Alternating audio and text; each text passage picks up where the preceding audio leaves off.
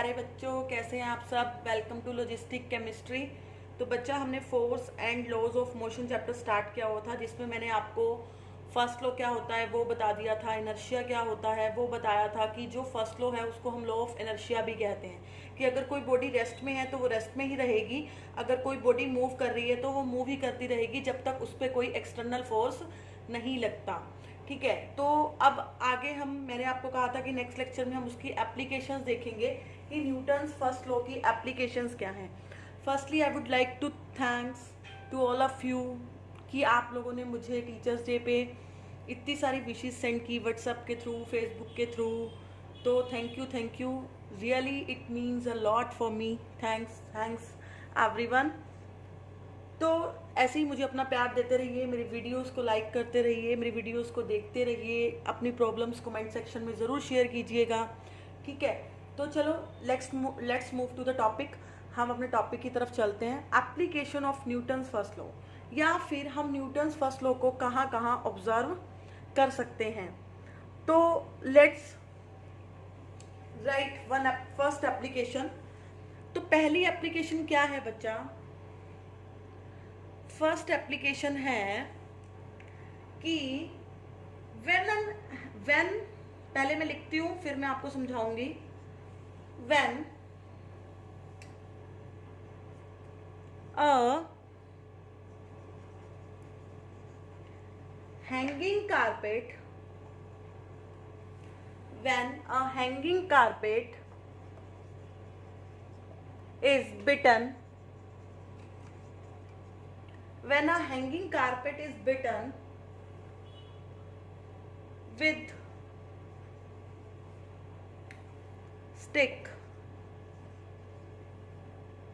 the dust particles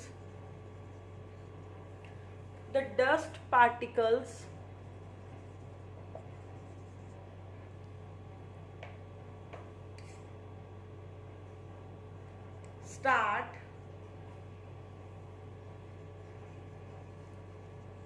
coming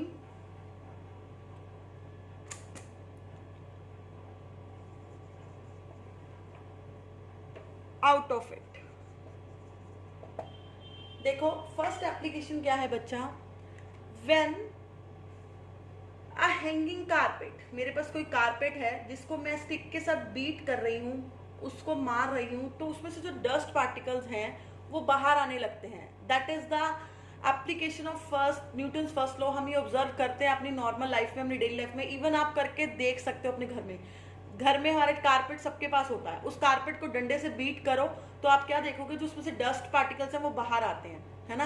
आपको यहाँ पे एक पिक्चर दिख रही होगी, उस पिक्चर में भी क्या है कि एक लेडी है जो कारपेट को बीट कर रही है और उसमें से आपको डस्ट बाहर निकलती हुई दिखाई दे रही है, और जो वो साइड में पर्सन खड़े हैं उनके ऊपर उड़ के आ रही है ना। तो जब हम हैंगिंग कारपेट को बीट करते हैं स्टिक के साथ तो जो डस्ट है वो बाहर आती है। ऐसा क्यों होता है Raje? This is due to the inertia of rest. ऐसा क्यों हुआ? देखो मेरी बात सुनो, पहले ध्यान से सुनना फिर हम इसको लिखेंगे। कि जैसे ही मैंने कारपेट को बीट किया, है ना, तो पहले देखो, पहले जब कारपेट बिछा हुआ था तो कारपेट भी रेस्ट पे था और जो उस पर डस्ट पार्टिकल्स थे वो भी रेस्ट पे थे। ठीक है, जैसे ही मैंने उसको बीट किया, स्टिक से हिट किया, तो क्या हुआ? कारपेट को मैंने क्या किया, एक किस्म से कारपेट पे फोर्स लगाया तो कारपेट मूव करेगा, है ना। जब मैंने उस पर फोर्स लगाया तो carpet to and fro move करेगा। तो जब उस लेडी ने उस पर स्टिक मारी तो कारपेट जो था टू एंड फ्रो मूव किया, तो दैट मीन्स फोर्स से उसकी जो रेस्ट वाली पोजीशन थी वो मोशन में आ गई। बट डस्ट पार्टिकल तो अभी भी रेस्ट पे हैं और वो रेस्ट में ही रहना चाहते हैं। तो वो क्या होता है, जब उनको फोर्स लगता नहीं, फोर्स किस पे लगता है? कारपेट पे। तो कारपेट पे जैसे ही उस लेडी ने फोर्स लगाया, carpet to and fro move किया, और जो डस्ट थी वो due to inertia of rest, क्योंकि वो रेस्ट में थी पहले और वो अब भी रेस्ट में ही रहना चाहती है, उसकी वजह से वो बाहर आ जाती है। क्योंकि फोर्स हमने किस पे लगाया था? फोर्स उस लेडी ने किस पे लगाया था? कारपेट पे। आई रिपीट, चलो हम इसको लिखते हैं फिर आपको और क्लियर हो जाएगा।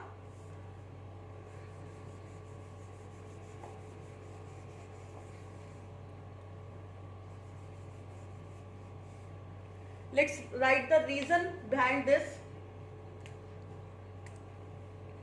Because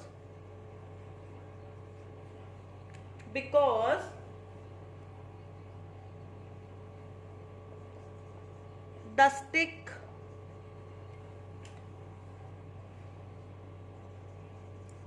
makes the carpet to move, but dust particles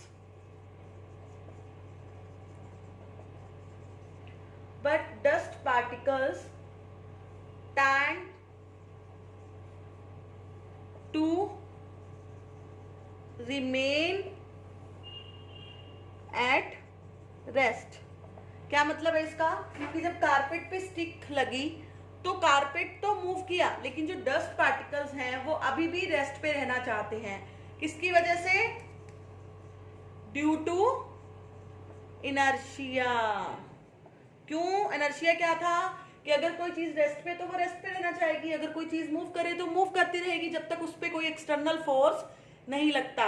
तो ड्यू टू इनर्शिया ये जो पार्टिकल्स हैं वो रेस्ट पे ही रहना चाहते हैं, तो इसीलिए क्या हो जाता है, due to their inertia they separate out. वो क्या हो जाते हैं?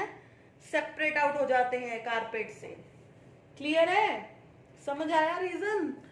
तो दोबारा बताती हूं कि एप्लीकेशन, फर्स्ट एप्लीकेशन हमने क्या पढ़ी है कि जब हम किसी कारपेट को किसी स्टिक से हिट करते हैं तो कारपेट जो है वो मूव करेगा टू एंड फ्रो। आपको इजीली पिक में दिख रहा होगा कि वो लेडी ने जैसे ही मारा तो वो टू एंड फ्रो मूव करेगा। टू एंड फ्रो मूव करने की वजह से हमने उस पर फोर्स लगाया, वो तो मूव करेगा, but dust particle due to inertia की वजह से रेस्ट में ही रहना चाहेंगे, तो वो रेस्ट में रहने के लिए क्या करते हैं, फिर कारपेट से बाहर आ जाते हैं और नीचे गिर जाते हैं या उड़ जाते हैं, जैसे भी। ठीक है, तो because the stick makes the carpet to move but dust particle tends to remain at rest due to inertia they separate out. वो क्या हो जाते हैं? सेपरेट आउट हो जाते हैं, अलग हो जाते हैं। तो आपको फर्स्ट एप्लीकेशन इजिली समझ आई।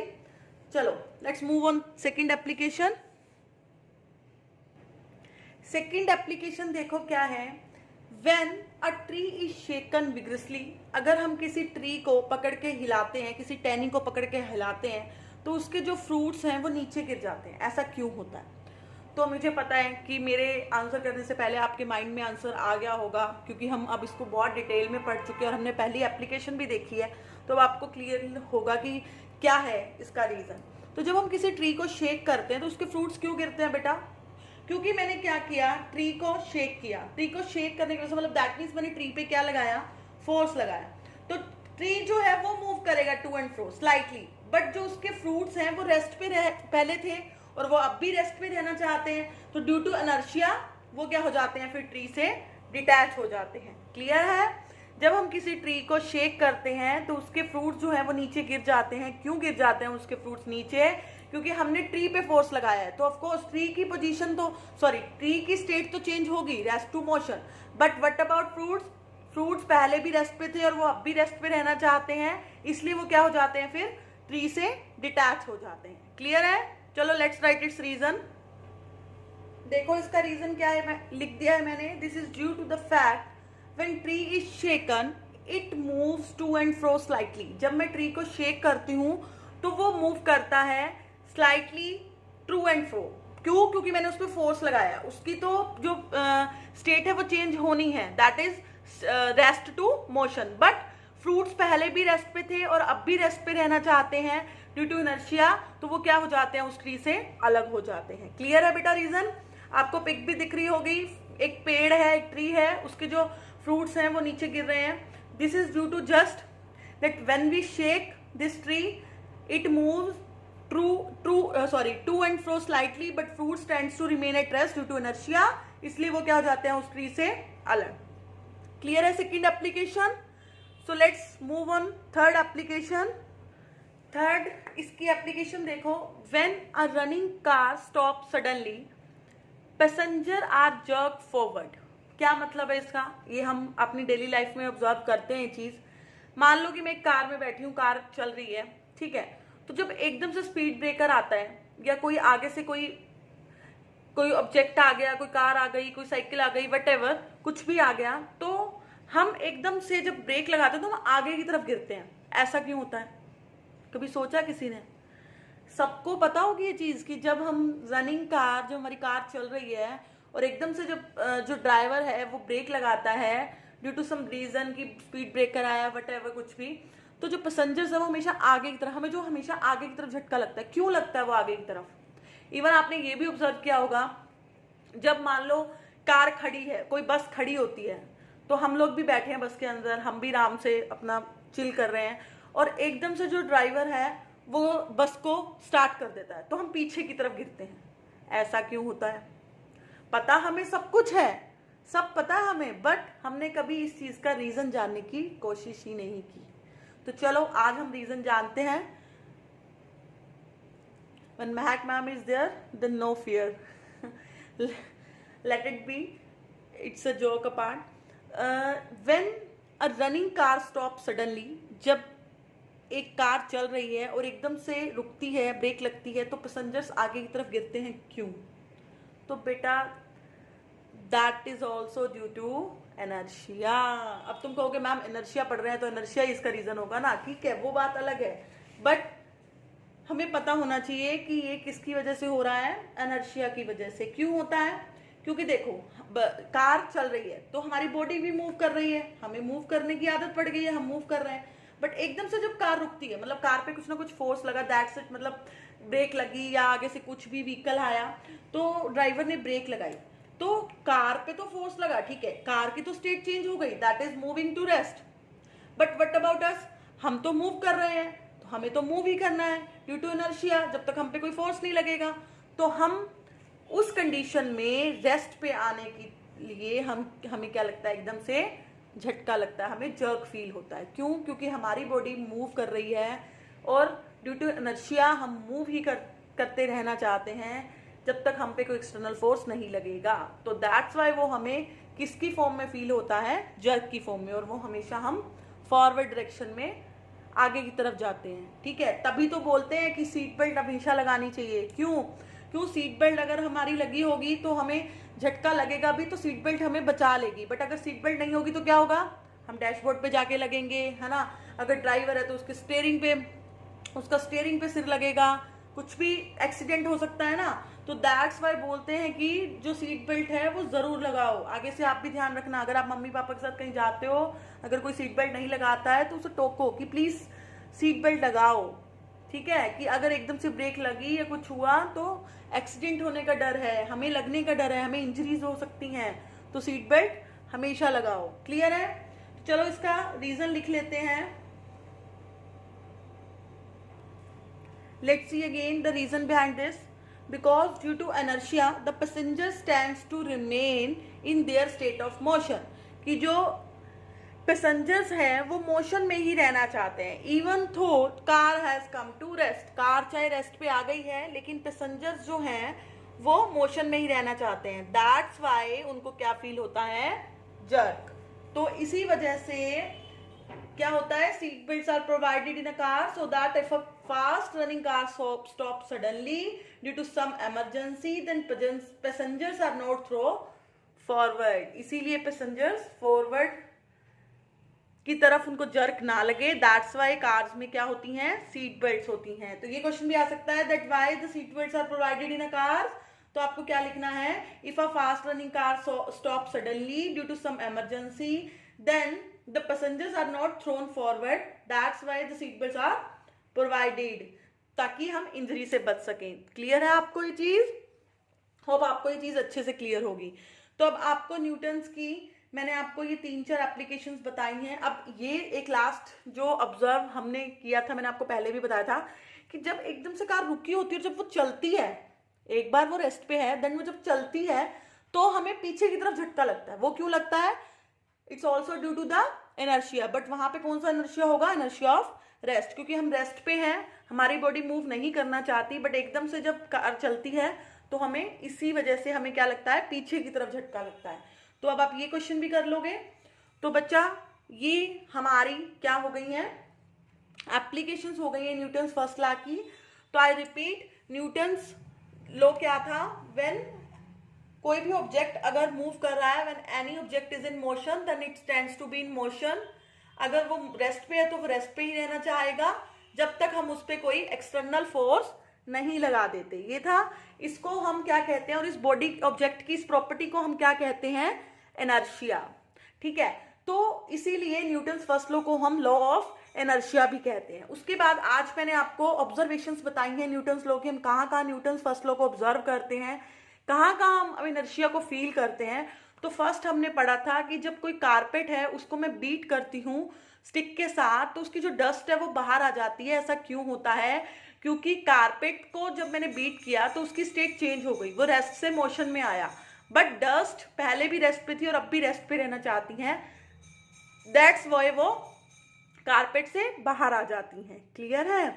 सेकेंड एप्लीकेशन हमने पढ़ी कि जब मैं किसी ट्री को शेक करती हूँ तो उसके जो फ्रूट्स है, उसकी जो लीव्स होती हैं वो नीचे क्यों गिरने लग जाती हैं, क्योंकि मैंने फोर्स ट्री पे लगाया है। तो ट्री की स्टेट तो चेंज होगी, वो रेस्ट से मोशन में आ गया, but what about fruits and leaves, fruits और लीव्स पहले भी रेस्ट में थी, वो अभी भी रेस्ट में रहना चाहती हैं, दैट्स वाई वो ट्री से क्या हो जाती हैं, डिटैच हो जाती हैं, ट्री से अलग हो जाती हैं।